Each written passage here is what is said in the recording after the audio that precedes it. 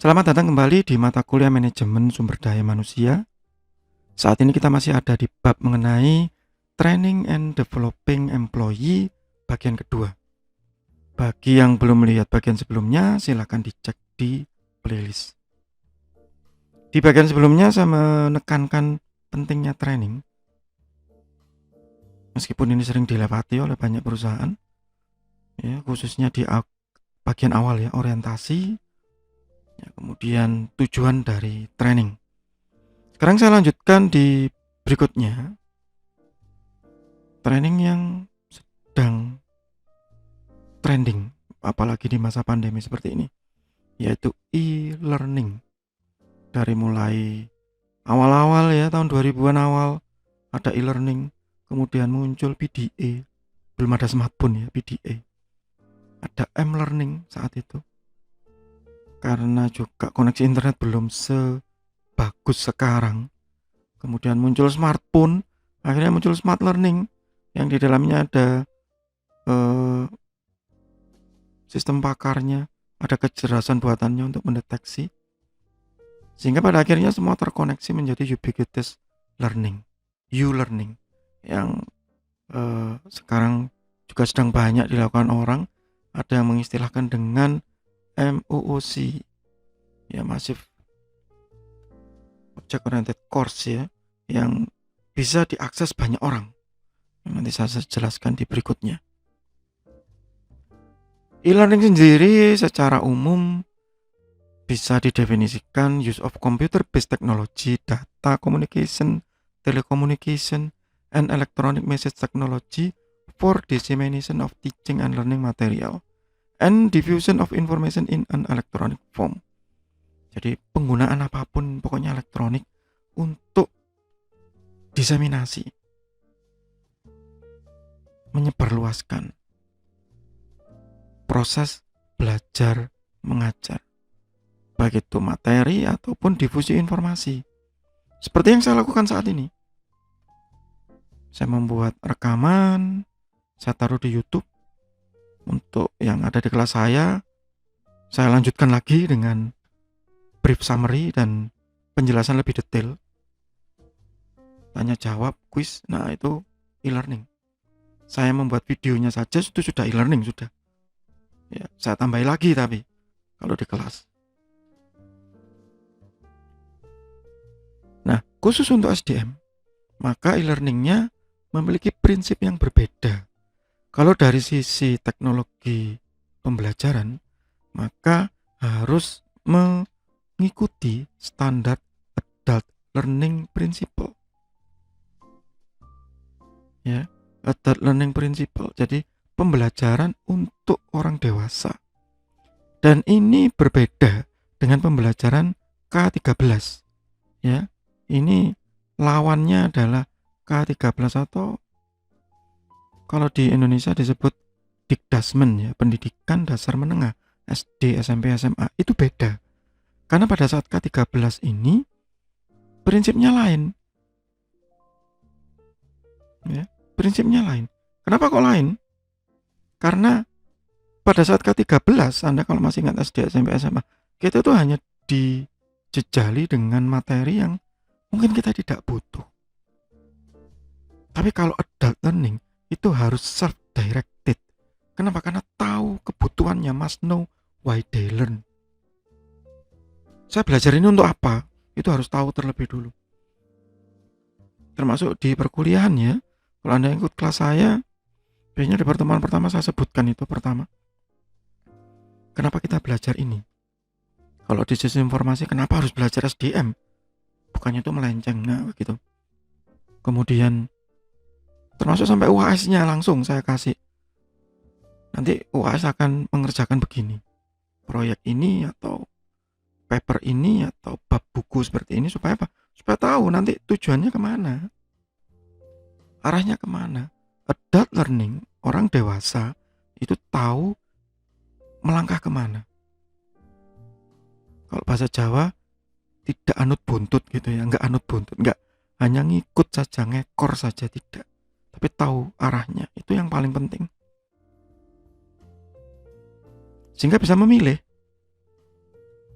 ya, pada akhirnya. Nah, pihak SDM sebelum memutuskan memilih e-learning yang mana harus menganalisis terlebih dulu, cocok nggak ya. Yang paling umum ya kita menggunakan SWOT analysis. Apa keunggulannya? Oh, murah gitu. Learner driven learning, jadi ada tujuan-tujuannya secara spesifik dan detail di tiap materi. E-learning itu harusnya juga mudah isi. Jadi tahu jejaknya, tahu sampai mana. Kalau hari ini sampai di sini, besoknya dilanjutkan di mana, itu tahu jejaknya. Dan langsung just in time. Dan e-learning ini sangat bagus untuk yang biasanya suka malu-malu gitu untuk bertanya. Biasanya dengan diskusi nggak kelihatan wajahnya, lebih nyaman ya itu. Tapi di satu sisi juga ada kelemahannya. E-learning biasanya interaksi kurang. Bahkan ada yang tidak menggunakan interaksi. Seperti saat saya membuat video ini ya, nggak ada interaksinya. Itu kenapa saya melanjutkan tetap di kelas. Kalau pada masa pandemi ya secara online, kalau tidak pandemi ya tetap di kelas. Tapi interaksinya bersambung. Lanjut. Difficulty in developing content, iya, tidak mudah. Ngeritik mudah tapi mengembangkan sulit. Ya, seperti saya sekarang misalnya membuat video seperti ini. Masih banyak yang bilang kenapa nggak ada wajahnya Pak gitu ya. Kalau saya sih alasannya sederhana gitu, karena kalau pakai wajah ukuran videonya lebih besar. Begitu. Ya. Background bagi saya itu juga masalah begitu. Ya. Kualitas kamera juga ya. Itu masih bermasalah. Di beberapa video saya mencoba ada wajah juga malah nutupi ya gitu. Ngeditnya juga lebih rumit menurut saya. Ya. Itu difficulty. Dan evaluasinya juga, gimana caranya mengevaluasi dengan baik? Karena kan kita nggak tahu Pak, dia jawab sendiri atau sama searching. Nah begitu.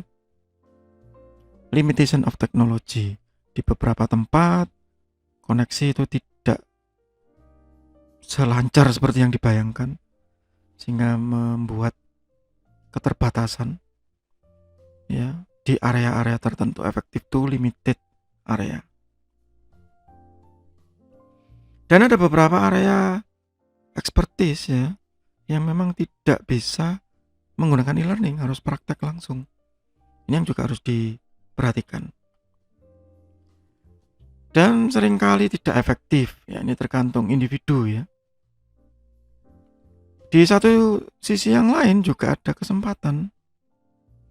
Sehingga kalau waktu training juga tidak harus meninggalkan tempat. Ya, secure many customer, provision of diverse learning opportunity. Jadi bisa lebih banyak materinya. Ya, kesempatannya lebih banyak. Dan bisa saling sharing. Kalau di beberapa portal itu nanti setelah ini kita lihat, kita bisa beli satu kemudian bisa dimanfaatkan bersama-sama, bisa diulang ya.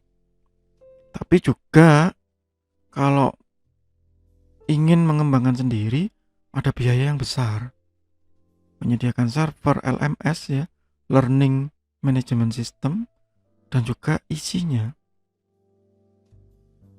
Dan diffusion of new digital device, perkembangan teknologi ya, yang mungkin kita tidak bisa menebak ke depan seperti apa. Nah, apapun yang terjadi di e-learning tadi, kita butuh perilaku pada saat belajar tadi. Tidak semua orang itu ingin, mau, antusias untuk belajar. Makanya kita harus lihat dulu tipikal dari karyawan tadi. Ada yang behavior modeling, copying someone else's behavior by observing how another person deal with a problem.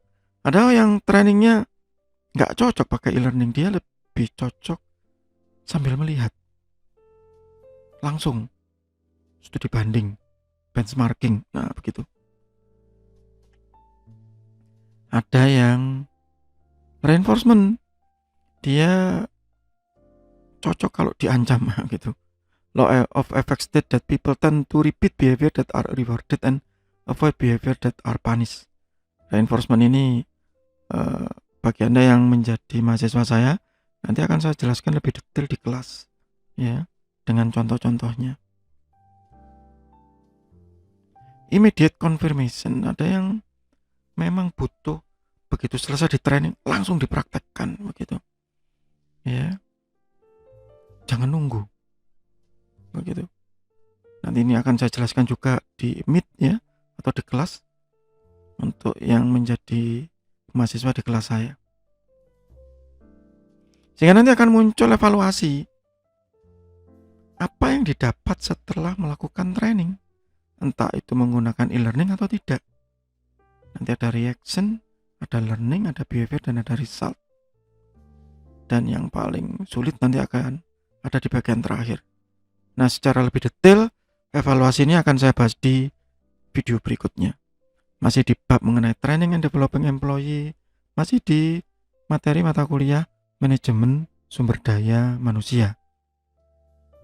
Semoga bermanfaat, tetap sehat, tetap semangat. Terima kasih.